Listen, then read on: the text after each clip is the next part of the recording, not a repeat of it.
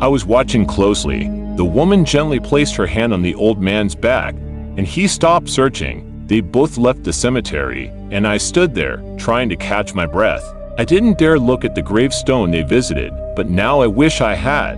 Maybe I could have understood things earlier and avoided the horrors I later witnessed. A few days later, tragedy struck our community. A 10-year-old boy was playing in a barn where his father worked. He slipped while climbing the grain silo and fell into a hay baler. His body was torn apart, and just like that, his life ended. Many, including myself, attended his funeral. It was there that I saw the woman and the man again. They stood on a hill, away from the funeral crowd, simply staring at the people. This time, a young girl, about 12 years old, stood between them. She wore an old-fashioned brown dress, and her dark hair almost looked black.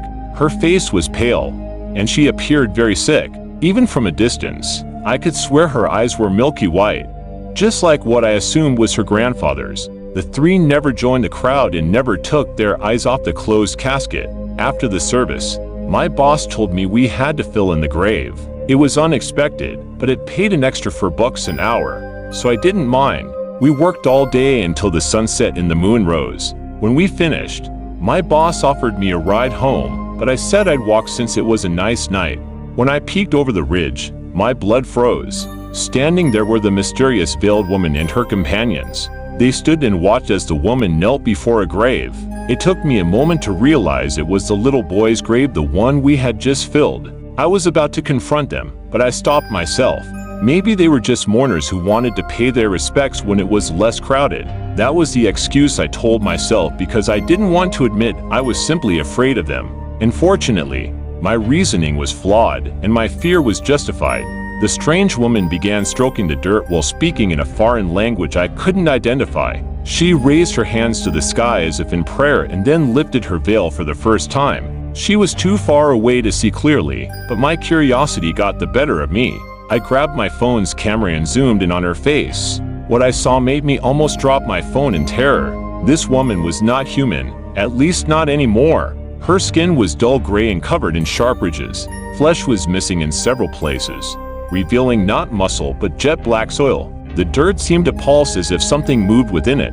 Her eyes glowed yellow with red rims. She picked up a handful of soil from the grave and, without a doubt, consumed it before my eyes. After swallowing the soil, she began to gag and then spewed out impossibly long, jet black worms. The worms dug into the grave and disappeared from view. For a moment, there was silence, and I prayed that whatever had happened was over. Then, slowly, the dirt over the grave started to stir, and from its depths, a pair of hands burst forth. The little torn boy began crawling from his grave.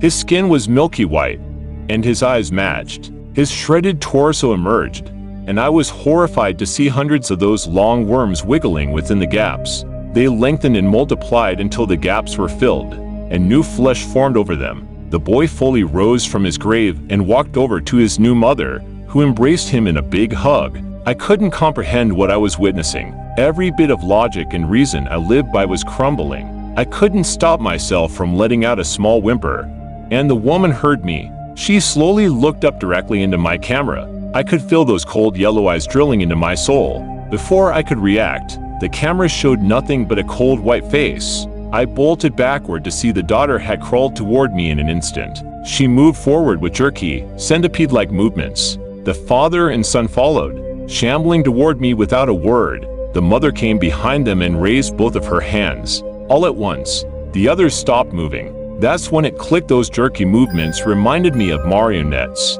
and those worms were her strings. She was a puppeteer of the dead. She walked toward me, and I couldn't move or scream.